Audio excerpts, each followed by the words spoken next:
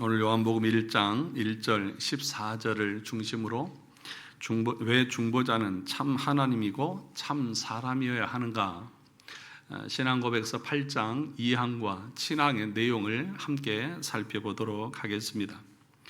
우리 기독교의 정체성의 기초 또 신앙의 뿌리라고 하면 다른 여러 가지 어떤 교리적인 지식이 있지만 삼위일체라고 말할 수 있을 것입니다.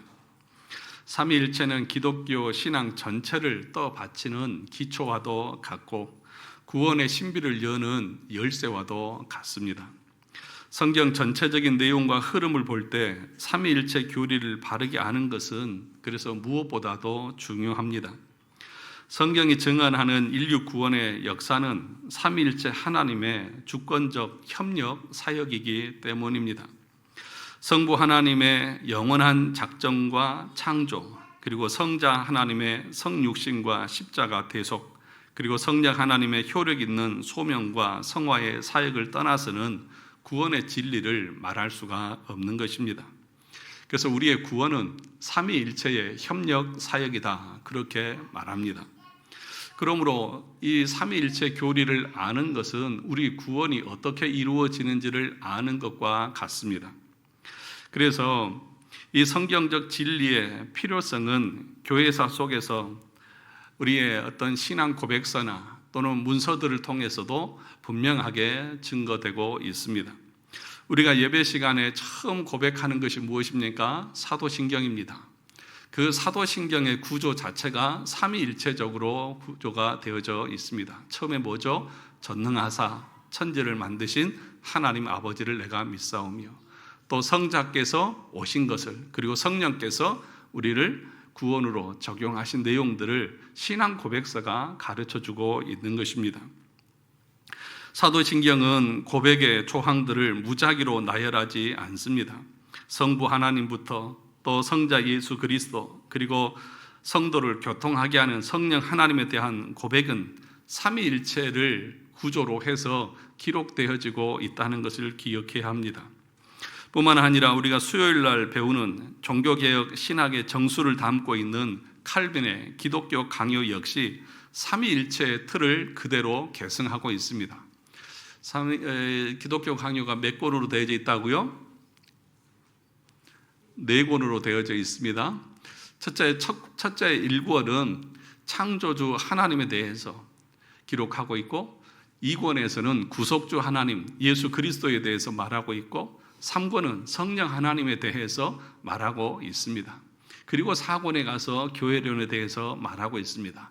그러니까 모든 내용들이 삼위일체적으로 구조가 되어져 있다는 것을 우리가 알 수 있습니다. 그러므로 지금 저와 여러분들이 이제 8장에 와서 중보자에 대해서 공부하고 있는 것은 무엇보다도 중요한 내용입니다. 그래서 이 신앙 고백서를 여러분들이 공부했지만 앞에서는 창조에 대해서, 성경에 대해서, 성부의 작정에 대한 내용들을 다 다루어 왔습니다. 섭리에 대한 내용도 했습니다.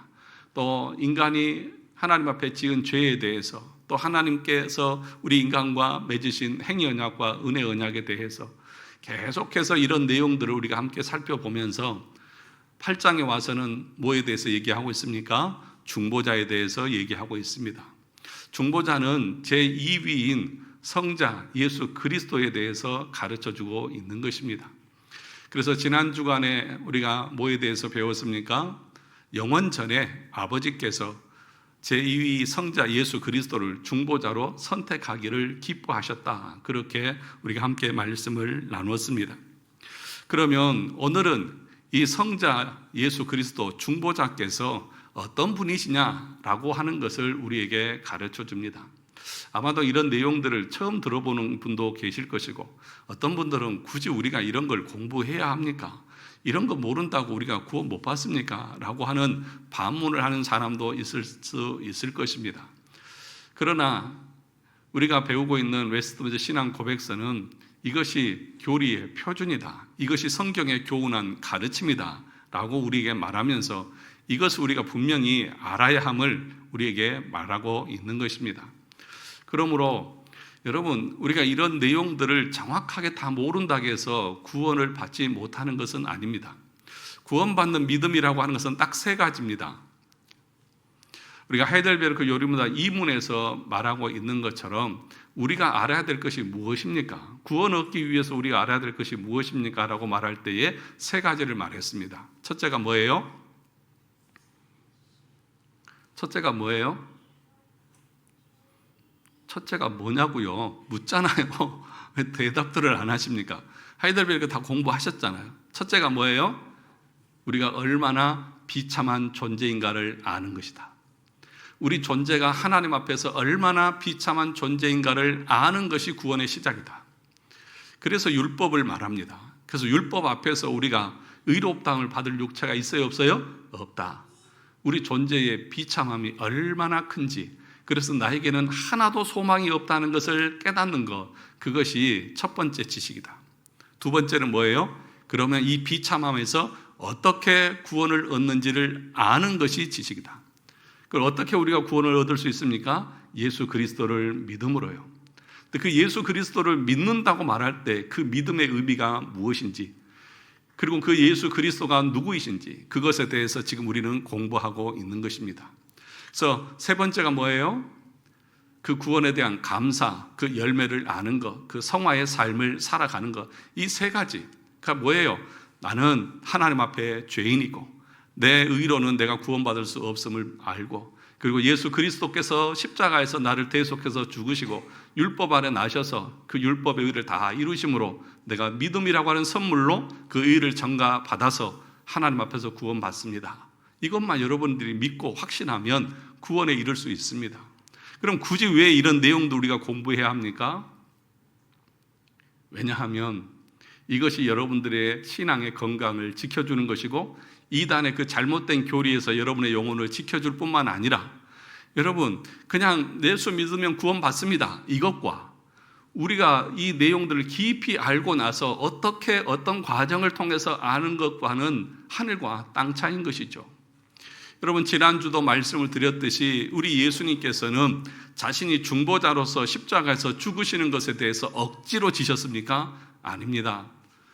하나님께서 성자를 중보자로 세우시는 것을 마지못해서 세우셨습니까? 아닙니다. 기쁨으로 세우셨습니다. 성자는 마지막 요한복음 17장에서 대제사장의 기도를 드리면서 아버지, 약속하신 대로 택하신 자녀를 저에게 주신 것을 감사합니다 찬양했습니다.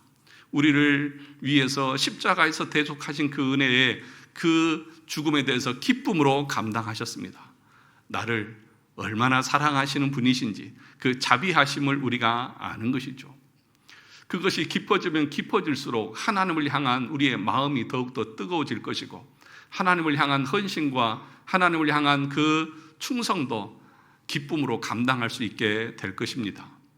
뿐만 아니라 그것이 우리의 영혼을 더욱더 건강하게 하고 더욱더 은혜 가운데 풍성한 삶을 누리게 하는 것입니다. 그러므로 여러분들이 이 내용을 깊이 알고 묵상하면서 신앙생활 하는 것과 수박 거달기식으로 예수 믿으면 구원 받는단다 라고 하는 신앙의 그 태도는 완전히 180도 다른 것입니다. 오늘 여기 2항과 7항을 같이 살펴볼 것인데, 2항에 대해서 같이 한번 읽어보도록 하겠습니다. 주보 뒷면을 보셔서 같이 천천히 한번 읽어보겠습니다. 같이 보겠습니다. 시작. 삼위일체의 두 번째 윗격이신 하나님의 아들은 참되고 영원한 하나님이시고 성부와 한 본체이시고 동등하시다. 때가 참에 사람의 본성을 취하되 인성에 속하는 모든 본질적 공유성과 공통적 연약성을 가졌으나 죄는 없으시다. 왜냐하면 그는 성령의 능력으로 동정녀 마리아의 태에서 그녀의 본질을 취하여 잉태되셨기 때문이다. 그러므로 온전하고 완전하며 구별되는 두 본성, 곧 신성과 인성이 한 인격 안에서 변화됨 없이, 혼합 없이, 혼동 없이, 서로 분리될 수 없이 결합되었다. 이 인격은 참 하나님이시요 참 사람이시나 한 분 그리스도요 하나님과 사람 사이에 유일한 중보자이시다. 중보자가 어떤 분이냐, 어떤 성격을 가지고 있느냐라고 하는 것을 여기에서 정리를 해주고 있습니다. 첫 번째 보면 뭐라고 말합니까? 첫 줄을 보시면 삼위일체의 두 번째 윗격이신 하나님의 아들은 뭐라고요? 참되고 영원한 하나님이시고 성부와 한 본체이시고 동등하시다. 그러니까 성자 예수님은 본질에 있어서는 성부 하나님과 어떠하시다고요? 동일하시다. 본질에 있어서는 동일하시다라고 하는 것을 말하고 있습니다. 우리가 오늘 읽은 요한복음 1장 1절 태초에 말씀이 계시니라. 이 말씀이 하나님과 함께 계셨으니 이 말씀은 누구라고요? 곧 하나님이시니라. 말씀은 누구예요? 예수 그리스도라고 말합니다. 그런데 그 예수 그리스도는 누구예요? 하나님이시다. 본질적으로는 하나이시다. 여기서 말하는 태초에라고 하는 이 태초는 언제를 가리킨다고 말했습니까?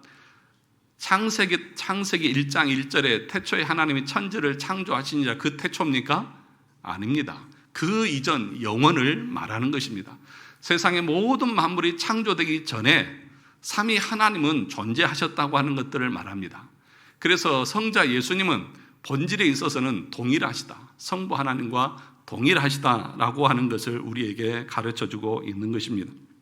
그런데 이런 그 성자, 그래서 14절에도 보면 뭐라고 말합니까? 14절 보시면 같이 읽어볼까요? 말씀이 육신이 되어 우리 가운데 거하시며 우리가 그의 영광을 보니 아버지의 독생자의 영광이요 은혜와 진리가 충만하더라.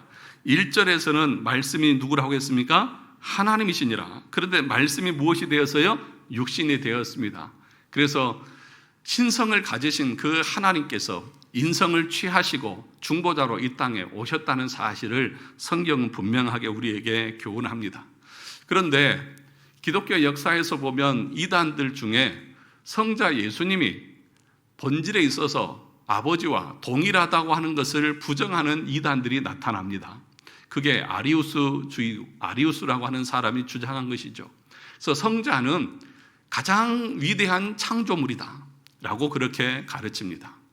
그래서 성부와 성자가 본질에 있어서 동일하다고 하는 것을 부정합니다. 그래서 이것을 우리가 여러 번 얘기를 했지만 이오타 논쟁이라고, 그래서 동일 본질, 유사 본질, 그래서 본질에 있어서 유사한 것이지 아버지와 본질에 있어서 동일하지 않다, 그렇게 가르치고 있습니다.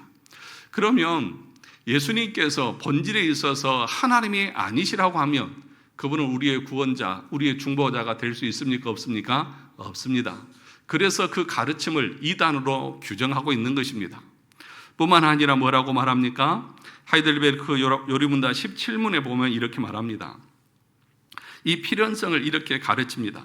그분의 신성의 능력으로 하나님의 진노의 짐을 그의 인성에 짊어지시며 그리하여 우리에게 의와 생명을 획득하여 돌려주시기 위함입니다. 왜 중보자가 참 하나님이시야 하느냐? 왜 예수님께서는 참 하나님이시야 하느냐?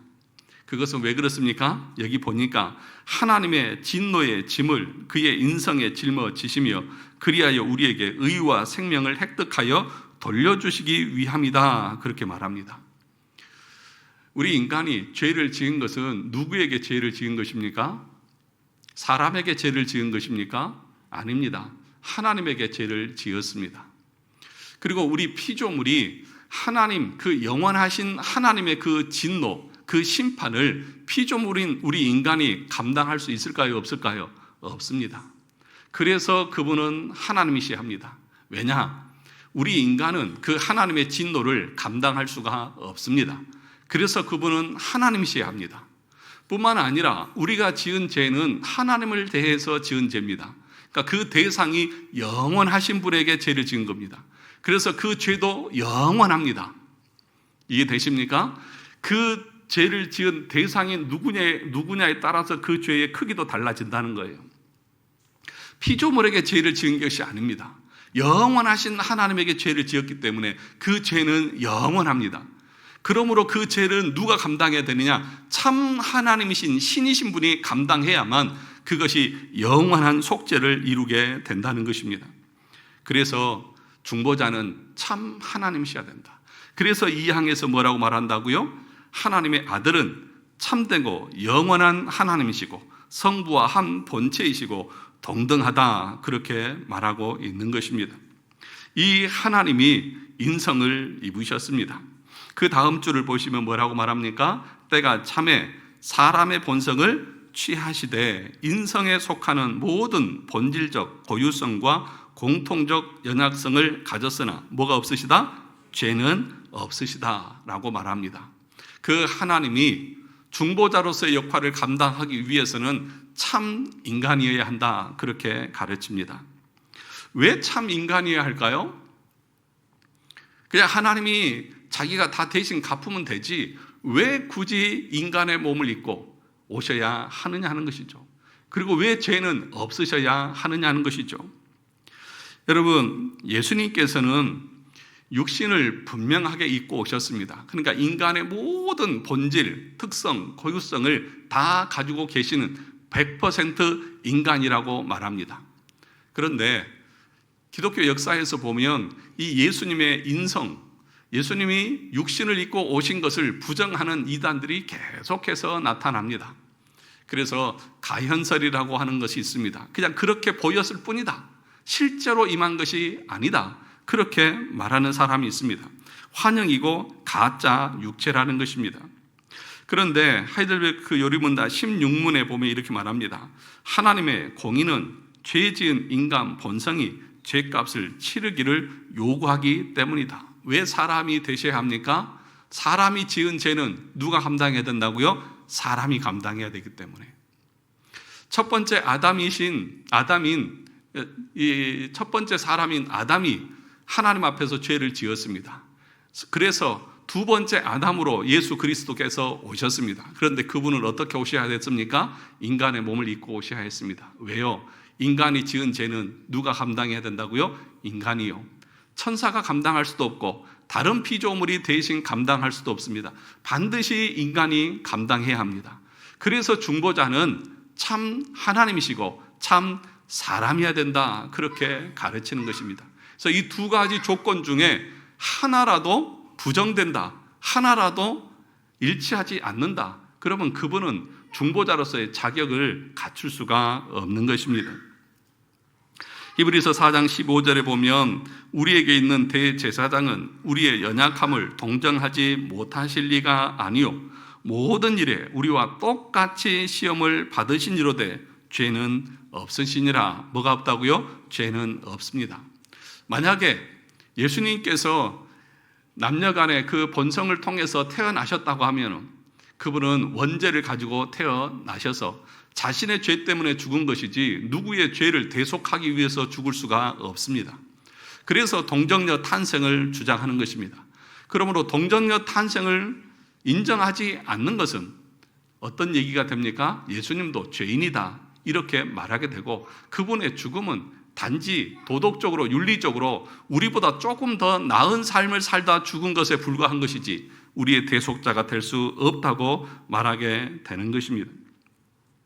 뿐만 아니라 이렇게 말합니다.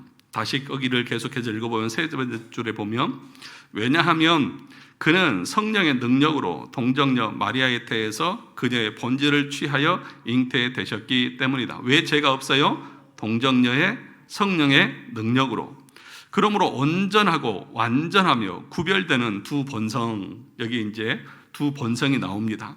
다 같이 읽어볼까요? 곧 신성과 인성이 한 인격 안에서 변화됨 없이, 혼합 없이, 변동 없이, 서로 분리될 수 없이 결합되었다.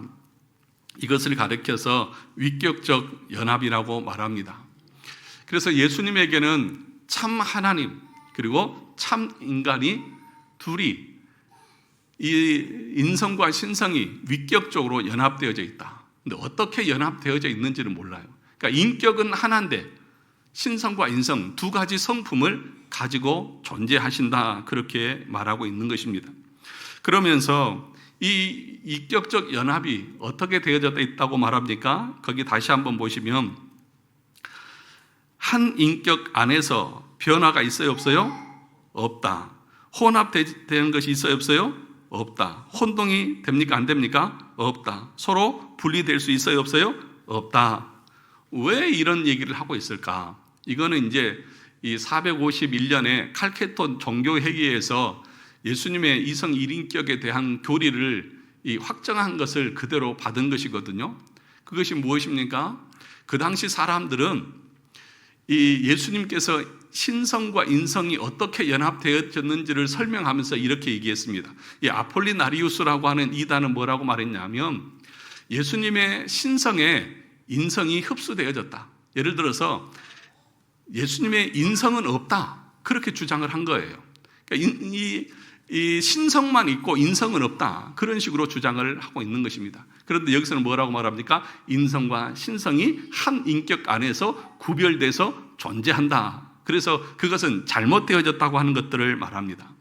또 하나 유니테리안이라고 하는 사람들은 어떤 사람이냐면 인성과 신성이 둘이 합쳐져 가지고 제3의 어떤 성격이 나왔다라고 말합니다. 그런데 여기서 말합니다. 뭐라고요? 혼합이 된다 안 된다? 안 된다. 혼합 없이 인성과 신성이 둘이 합쳐져서 뭐 새로운 것이 된 것이 아니라 각 위격적으로 성품이 존재한다. 고유한 성품이 존재한다고 그렇게 말합니다.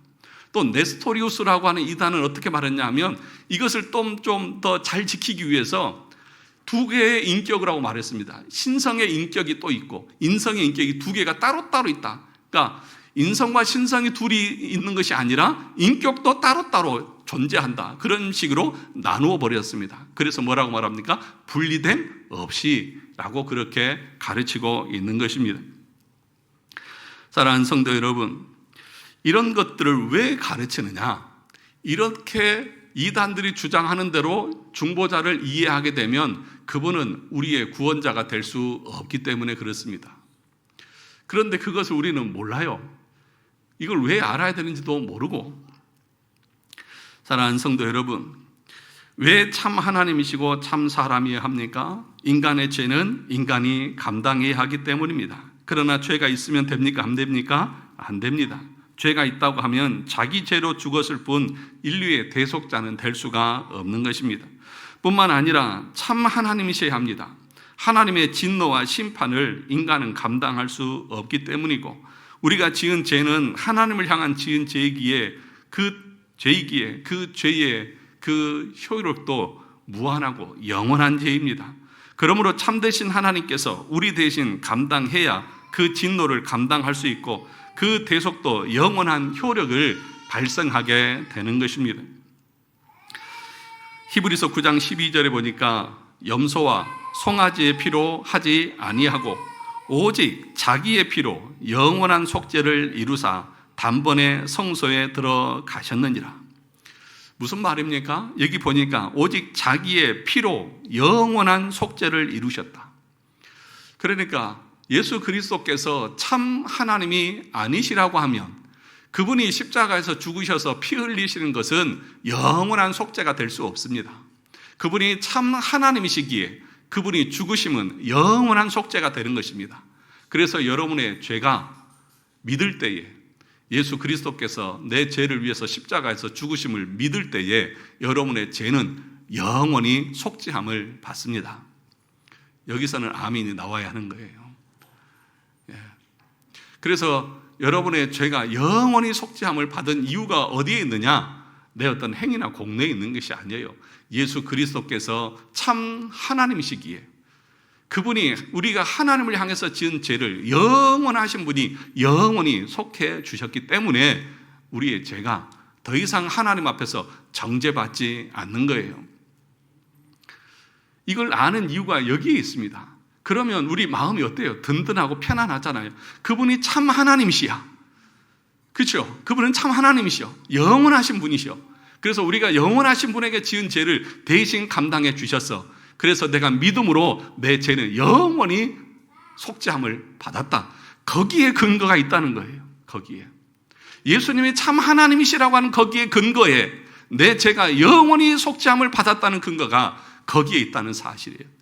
무턱대고 그냥 예수 믿으면 영원히 구원받는다. 그런 게 아니라 그런 이유 때문에 내가 지은 모든 죄가 용서함을 받았다고 우리는 믿는 것입니다. 뿐만 아니라 여기 7항에 보면 이제 이렇게 말합니다. 우리 7항을 같이 한번 읽어보겠습니다. 시작. 그리스도께서는 중보의 사역에 있어서 신성과 인성, 즉 양성 모두에 따라 행동하시는데 각각의 본성에 의해 각 본성 자체에 고유한 것을 하신다. 그럼에도 그 인격의 통일성 때문에 한 본성에 고유한 것이 성경에서 때때로 다른 본성으로 불리는 그 인격에게 돌려지기도 한다. 그러면 이 하나의 인격에 신성과 인성이 있는데 그 신성과 인성이 어떻게 구원의 사역을 이루어 갈까? 좀 궁금하시잖아요. 인성과 신성이 어떻게 서로 연합해서 어떤 일들을 이루어 나가실까? 근데 여기서는 뭐라고 말하냐? 신성은 신성의 일을 하시고 인성은 인성의 일을 하신다. 그런데 인성의 일이 신성에게도 영향을 주고 신성의 일이 인성에게도 영향을 준다. 그렇게 얘기를 합니다. 하나의 인격이기 때문에 그것은 겉으로 볼 때는 신성이고 인성이지만 그것은 중보자께서 하시는 사역이라고 그렇게 말하고 있는 것입니다. 거기를 자세히 한번 보겠습니다. 그러니까 신성의 사역을 보면 예수님께서 죽은 나사로를 향해서 뭐라고 말합니까? 나사로야 나오라. 누가 하는 거예요? 인간이 그런 말을 할 수 있습니까? 없잖아요. 하나님이시니까 죽은 나사로, 죽은 지 사흘이나 된 나사로를 향해서 나사로야 나오라 라고 말할 수 있는 것 아니겠습니까? 또는 풍랑을 이는 배를 타고 가다가 말씀으로 어떻게 합니까? 풍랑을 잠잠케 하십니다. 죄를 사하고 만물을 말씀으로 붙드는 그런 일들을 신성이 하시는 것입니다. 뿐만 아니라 인성은 어떻습니까? 십자가 위에서 예수님은 뭐라고 하셨어요? 내가 목마르다. 예수님은 배고파하시기도 하시고 또는 주무시기도 하시고 피곤해 하시기도 하시고 갈증을 느끼기도 하시는 그런 육체의 한계를 다 지니고 계셨던 것들을 분명하게 보여주고 있습니다. 그런데 뭐라고 말하냐 하면 오늘 7장에 보니까 그럼에도 그 인격의 통일성 때문에 한 본성에 고유한 것이 성경에서 때때로 다른 본성으로 불리는 그 인격에게 돌려지기도 한다, 그렇게 얘기를 하고 있습니다. 이것을 가르쳐서 뭐라고 말하냐면 신학적으로는 속성의 교류, 그렇게 말합니다. 속성의 교류. 그러니까 신성과 인성이 서로 교류하는 것을 말하는 것입니다. 그래서 성경은 인성의 일을 신성의 이름으로 부르기도 하고 신성의 이름을 인성의 사건에 연결하기도 합니다. 사도행전 20장 28절을 보면 이렇게 말합니다. 하나님이 자기 피로 사신 교회를 보살피게 하셨느니라. 여기서 이상한 것 못 느끼셨어요? 하나님이 자기 피로 사신 교회를 보살피게 하셨느니라.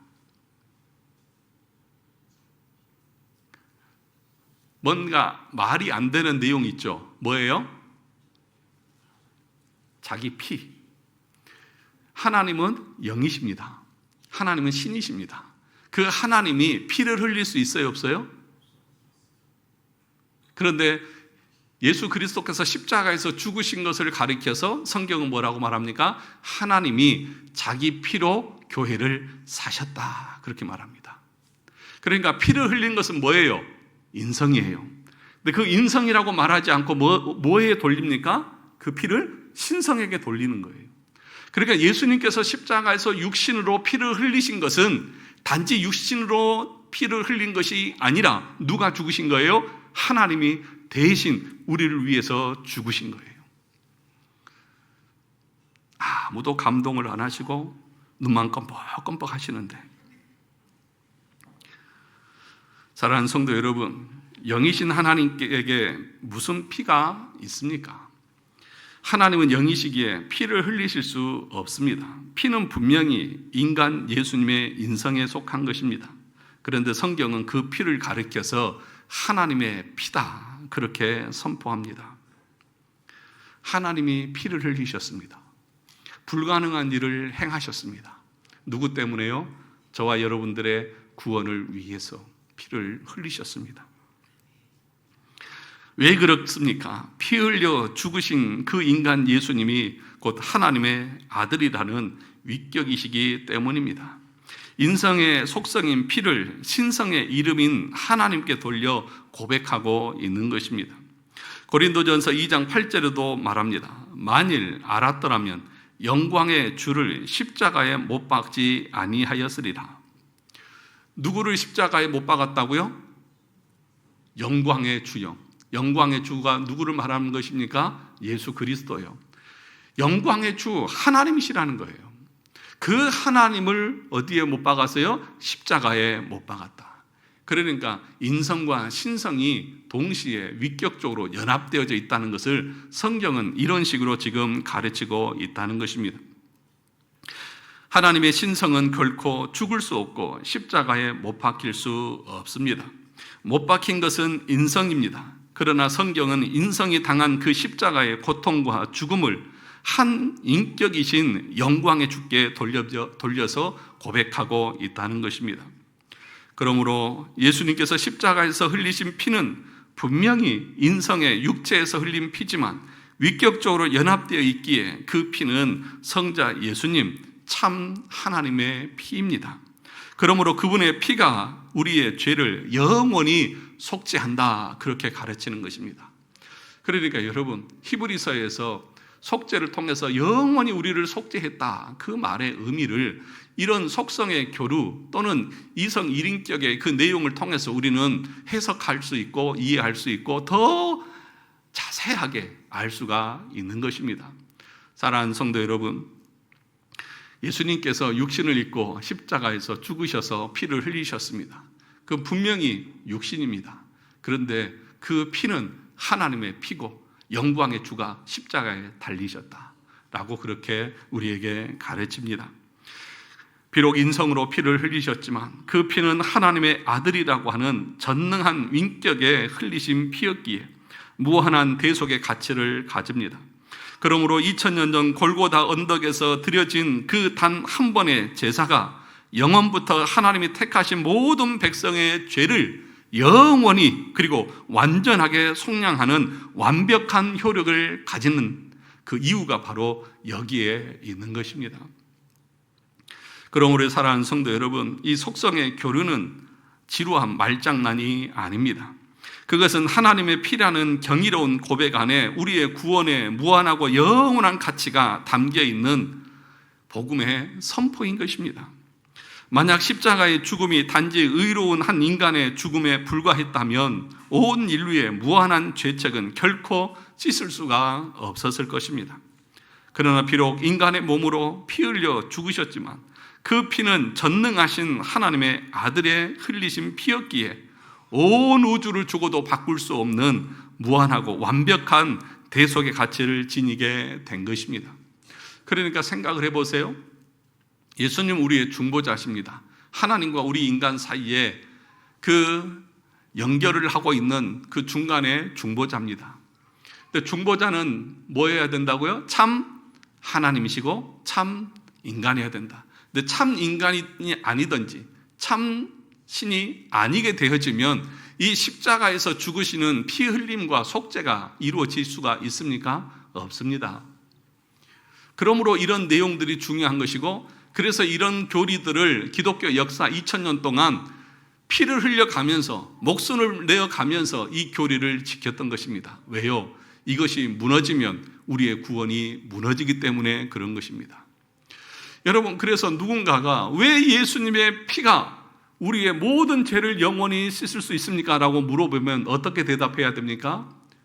중보자로서 그분이 선택되어졌고, 그리고 그분은 참 하나님이고 참 신으로서 우리 육신의 인간의 죄를 대신 지기 위해서 육신을 입으셨고, 그 하나님의 진노의 그 무거운 짐을 감당하기 위해서는 참 하나님이셔야 되기 때문에 그분은 이성 일인격의 소유자가 되어져야 된다. 그리고 그분의 죽음은 속성교류라고 하는 그 내용을 보면 하나님이 피를 흘릴 수도 없는데 하나님이 피를 흘렸다고 말한다.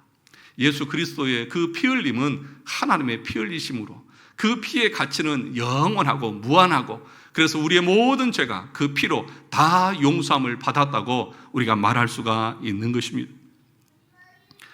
예수님이 그래서 눈물을 흘리셨다. 복음서를 보면 예수님이 눈물을 흘리시는 장면을 보면 인간의 눈물인 동시에 우리를 불쌍히 여기시는 누구의 눈물입니까? 하나님의 눈물이십니다. 예수님이 십자가에서 부르짖으실 때 그것은 육체적인 인간의 비명인 동시에 죄인인 저와 여러분을 향한 하나님의 찌르는 단 사랑의 아픔인 것입니다. 이것처럼 성품의 완벽한 연합이 있었기에 그분의 모든 삶과 죽음은 우리를 오늘도 지옥의 형벌에서 건져내는 완벽한 효력을 갖추게 된 것입니다. 사랑하는 성도 여러분, 중보자가 누구이십니까? 예수 그리스도 한 분밖에 없습니다. 오늘 마지막을 보면 그 인격의 통일성 때문에 한 본성에 고유한 것이 성경에서 때때로 다른 본성을 불리는 그 인격에 돌려지기도 한다. 또 이 학 마지막에 또 보면 이 인격은 참 하나님이시오 참 사람이시나 한 분 그리스도시요 하나님과 사람 사이에 유일한 뭐라고요? 중보자시다. 그렇게 분명하게 가르쳐주고 있습니다.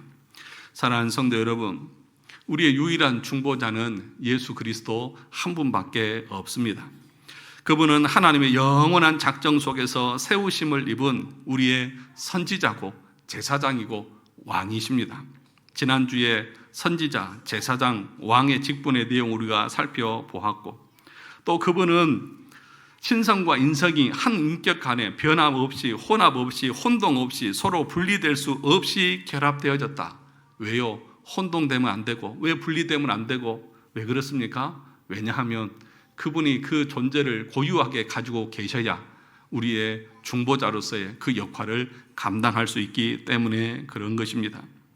사랑하는 성도 여러분, 디모데전서 2장 5절에 보면 하나님은 한 분이시요 또 하나님과 사람 사이의 중보자도 한 분이시니 곧 사람이신 그리스도 예수다라고 분명하게 말합니다. 하늘의 천사도 인류의 몸에서 태어난 성모 마리아도 어떤 성인도 이 땅에 눈에 보이는 인간 사제나 목회자도 하나님 앞에서 우리의 중보자가 될 수 없습니다. 사랑하는 성도 여러분, 이단적인 가르침들이 얼마나 많이 있습니까? 로마 가톨릭에서 말하는 고해성사, 그것은 잘못된 가르침입니다. 우리의 중보자는 누구밖에 없어요? 예수 그리스도밖에 없어요. 여러분이 그리스도 앞에 직접 나가서 용서를 구하면 용서함을 받는 것이지 누구를 통해서 용서함을 받는 것이 아닌 것입니다. 또 누구의 어떤 은덕으로 여러분이 구원받는 것도 아닙니다. 오직 예수 그리스도 영원하신 그 피로 말미암아서 우리의 죄가 영원히 속함을 받는 것입니다. 뿐만 아니라 여러분 개인의 어떤 선행이나 공로, 어떤 능력에 의해서 우리가 구원받는 것도 아닌 것이죠. 오늘 우리 이 본문의 말씀을 보면 예수 그리스도의 피로 영원히 그 대속의 은혜를 우리가 누리는 것을 알 수 있습니다. 뿐만 아니라 우리는 이 말씀을 통해서 위로를 얻습니다. 예수님의 공로 외에 나의 작은 행위나 다른 중재자를 기웃거리는 순간 우리는 이 완전하신 중보자를 모욕하는 것입니다. 오직 우리의 구원은 어디에 있습니까? 오직 그리스도입니다. 오직 그리스도입니다. 여러분, 하이델베르크 요리문다 일문에서 우리 인생의 가장 큰 위로를 이렇게 말했습니다. 사나 죽으나 나의 유일한 위로는 내가 나의 것이 아니요 몸도 영혼도 사나 죽으나 나의 신실하신 구주 예수 그리스도의 것이라는 사실입니다. 이것이 왜 우리에게 유일한 위로가 됩니까? 예수님께서 단번에 자신을 들여서 영원한 속죄를 이루셨으므로 그분 안에 있다고 하는 것은 내 죄가 영원히 속함을 받았기에 나에게는 내 영혼과 육체가 그리스도의 것이라는 것, 그리스도 안에서 구원받은 자녀라는 것, 그것이 영원한 확신을 갖기 때문에 그것만이 나에게 유일한 위로라고 말하는 것입니다. 사랑하는 성도 여러분, 동시에 예수 그리스도께서는 참 인간이시기에 멀리서 그냥 팔짱 끼고 우리를 지켜보시는 분이 아니라 우리가 당하는 슬픔과 고통과 고난의 그 모든 것을 다 겪으셔서 우리를 다 아시고 경험하신 하나님이십니다. 그러므로 여러분들이 당하는 슬픔과 고민, 염려 우리 주님이 다 알고 계시고 그 다 아시는 하나님은, 예수님은 참 하나님이시기에 그 모든 문제를 다 해결해 주실 수 있는 능력도 가지고 계시는 중보자라는 사실을 통해서 우리가 위로를 얻는 것입니다. 사랑하는 성도 여러분, 예수님도 배고파하셨고 목말라하셨고 피곤하여 주무시고 가장 믿었던 제자에게 배신을 당하기도 했고 인간이 겪는 모든 것을 다 겪으셨기에 우리가 겪는 그 모든 것을 다 아십니다. 하나님이 모르시는 것이 아니라 다 알고 계십니다. 그래서 중보자의 그 일 중에 하나가 뭐냐, 두 번째가 뭐냐 하면 지금도 중보자 되시는 예수 그리스도께서 하나님 보좌 우편에서 저와 여러분들을 위해서 간구하고 계시느니라. 여러분 지난주에 1항에 보면 내용을 보세요. 지금도 우리를 위해서 간구하고 계십니다. 저와 여러분들을 위해서 기도하십니다. 이분이 우리의 하나님이시고 이분이 우리의 중보자십니다. 무엇이 두려우십니까? 무엇이 염려가 되십니까? 천지 만물을 창조하신 그 예수 그리스도께서 우리를 위해서 피를 흘리시고 우리의 구원을 이루어 주셨고 지금도 저와 여러분들을 위해서 중보 기도하고 계시는 우리의 하나님이십니다. 그러므로 저와 여러분들이 그 예수를 믿었다고 하면 불안해할 것도 없고 염려할 것도 없고 그 주님 안에서 더 주님을 알아가는 기쁨을 누리면서 평안 가운데 주님을 섬겨 나가는 우리 모두가 되시기를 주님의 이름으로 축원합니다.